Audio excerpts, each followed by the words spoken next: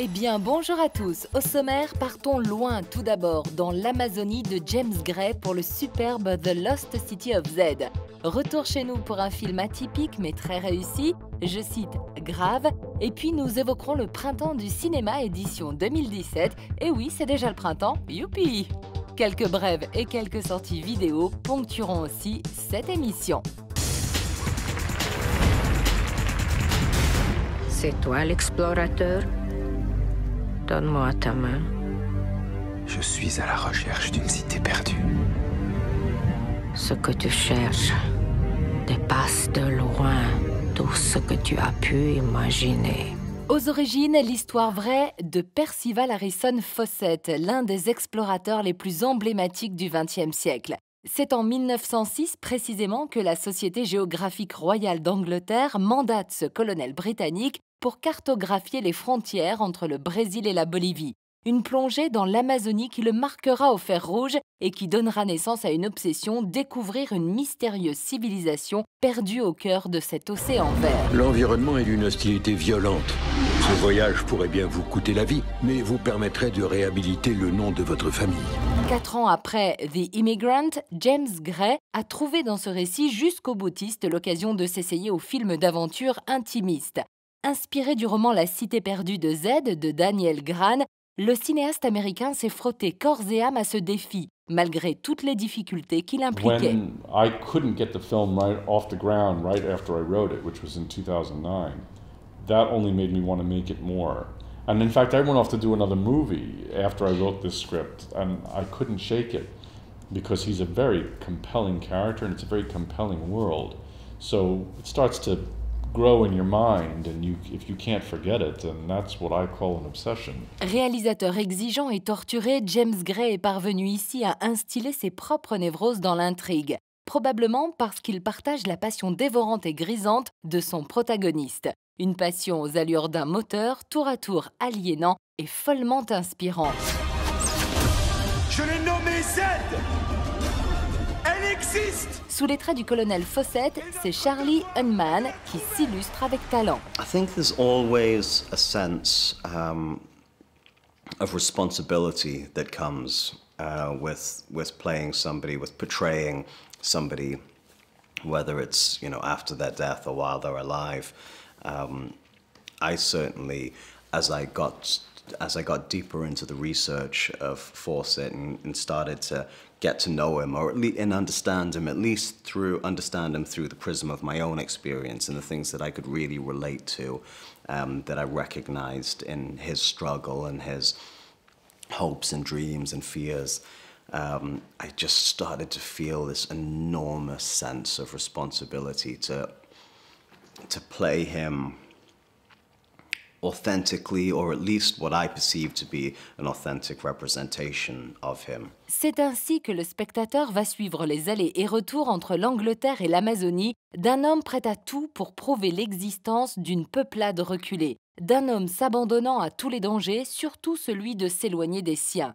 Sienna Miller, qui incarne son épouse à l'écran, ne tarit pas d'éloges pour évoquer le soutien de ses proches. I think she's incredibly modern and incredibly strong and feminist. She's stoic and brave. She sacrifices everything for the people that she loves. She's completely heroic in my mind. As much as he was celebrated for his heroic acts, I feel like James and I really wanted to celebrate her for her resilience and courage. Car il en a fallu de la compréhension, de l'amour et du sacrifice de la part de cette femme pour donner corps au rêve de Fawcett. I really enjoyed his unrelenting determination to achieve what he perceived as the intention for his life, or that his personal sense of destiny or obligation to himself. Sublimement éclairé par Darius Khondji, l'un des meilleurs chefs opérateurs du monde, The Lost City of Z est une splendeur de tous les instants. Un immense film d'aventure et d'introspection où convergent le sens de la dramaturgie de son cinéaste et sa peinture si reconnaissable des liens du sang. À bon entendeur, direction l'Amazonie pour une authentique leçon de cinéma.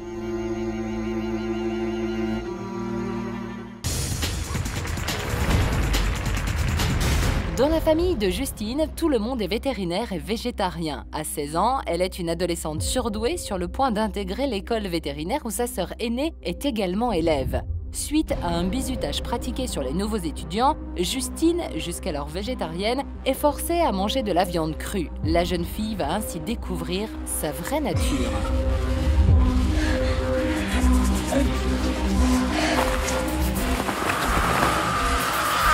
Auréolée de nombreux prix dans des festivals de cinéma fantastiques comme à Gérardmer, mais aussi au Festival de Cannes, Grave est un film choc que la presse spécialisée US n'a pas hésité à mettre en couverture. C'est l'heure du petit-déj. T'es parti pour nous faire un méchoui? Tu manges quoi? Des céréales. Elles sont là, les céréales. Réalisé par Julia Ducournau, qui signe son premier long métrage pour le cinéma, Grave aborde le thème du cannibalisme. Si, et c'est une œuvre inclassable.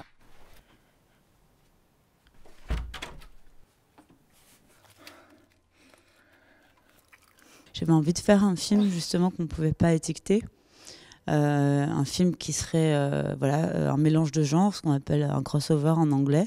Tout simplement parce que moi, les films que je chéris particulièrement, ce sont ce genre de films qui me proposent, qui me font passer en tout cas par diverses émotions pendant 1h30, 2 heures, et à la fin desquelles je me sens pleine et vivante. Et c'est vrai qu'en plus, je trouve que quand on mélange les genres, on rend le spectateur actif.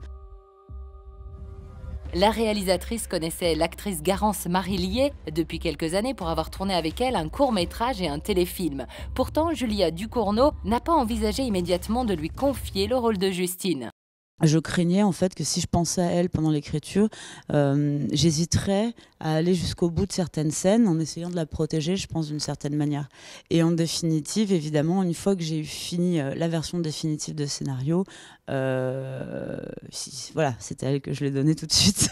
Grâce à sa mise en scène, aux lumières et au montage, Julia Ducournau crée des ambiances inquiétantes. Mais l'ambition de la réalisatrice était de ne pas se limiter au cinéma d'horreur. Grave mixe intelligemment gore, drame et comédie. Si vous aimez le cinéma qui sort des sentiers battus, Grave est pour vous. C'est reparti pour 3 jours magiques dans les salles de cinéma de France et de Navarre. Le soleil arrive, les fleurs bourgeonnent et les films s'offrent à tarif réduit pour le printemps du cinéma édition 2017.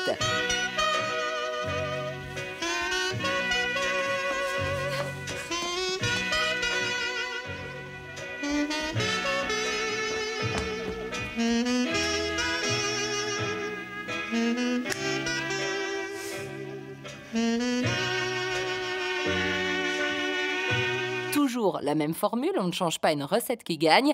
4 € seulement la place pour tout le monde à toutes les séances et durant 3 jours, dimanche, lundi et mardi.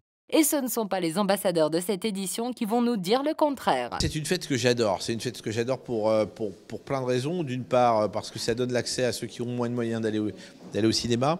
Ça permet souvent des séances de rattrapage pour des films qu'on a un tout petit peu loupés ou qui ont eu un Oscar comme Moonlight par exemple et qu'on n'a pas vu. Et puis là, cette année, ça va nous donner la possibilité d'avoir un film de Claude Lelouch. Et c'est toujours bon de voir un film de Claude Lelouch. Je suis hyper honorée d'être là, de faire partie de cette équipe incroyable, puis de représenter un métier que j'aime tant. Mon métier, permettre aux gens d'aller voir des films pour 4 € seulement, c'est quand même un vrai bon moment de plaisir pendant l'année. Donc de faire partie de ça et de pouvoir être justement porte-parole de ce moment-là, c'est un vrai honneur, un vrai plaisir.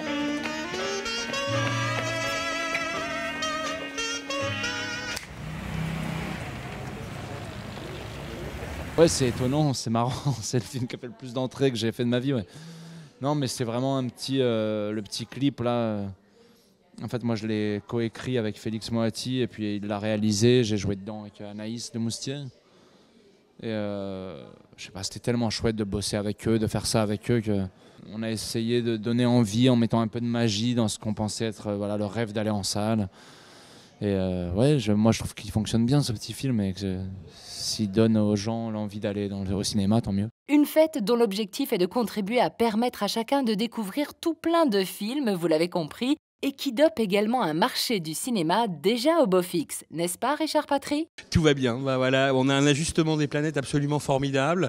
Une année 2016 exceptionnelle, 213 millions de spectateurs, deuxième meilleure année depuis 50 ans.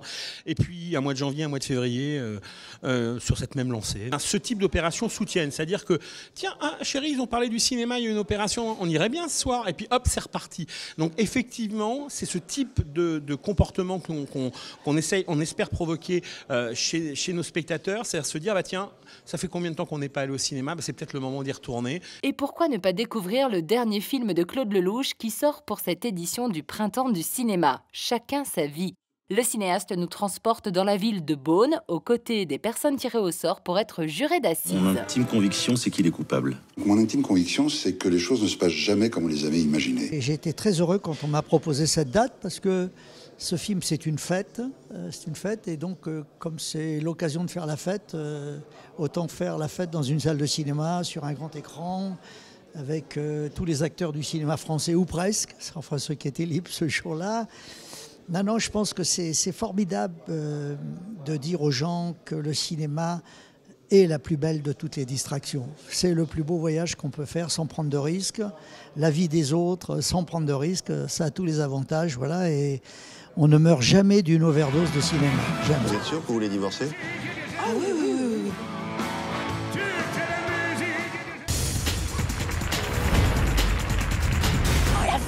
On dirait un steak. J'ai pas compris. Appelle le pompier ou le SAMU. Le pompier ou le SAMU, c'est ça que t'as dit? J'appelle qui? J'appelle le SAMU ou les pompiers? Et voilà.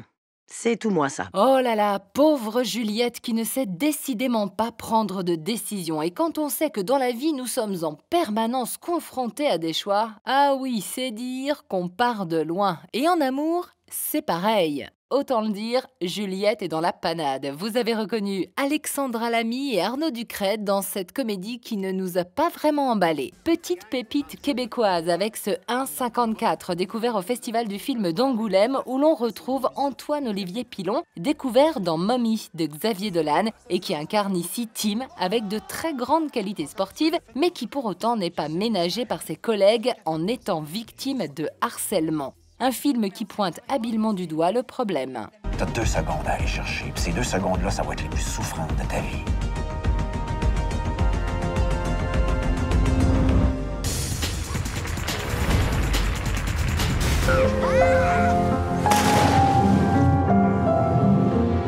Quand on est sous l'eau, on est dans l'apesanteur la plus totale.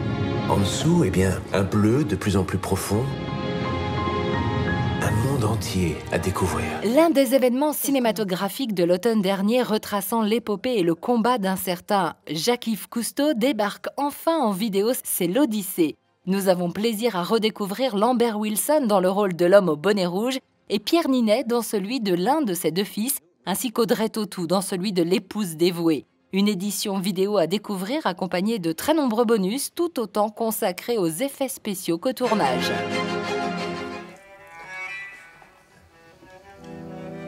Documentaire sélectionné au César cette année, Dernière nouvelle du Cosmos nous plonge dans l'univers du handicap et de l'autisme avec brio. Et surtout aux côtés d'Hélène qui ne sait ni lire ni écrire, mais s'exprime d'une façon unique en assemblant les cartons. Des Dernières nouvelles du Cosmos à rattraper dans cette édition vidéo. En réalité, je suis télépathe et iconoclaste. Donc, pas besoin de te poser des questions, tu sais celles qu'on a en tête. La semaine prochaine, La Belle et la Bête devient un film de cinéma porté par le studio Disney. Nous embarquons pour le Brésil et nous fêterons un fantastique birthday. L'art ne peut être que personnel. C'est un combat avec sa propre vie et qui n'a pas de règles. Et James Gray nous prouve que ce combat est de nouveau réussi avec ce Lost City of Z, notre coup de cœur cette semaine.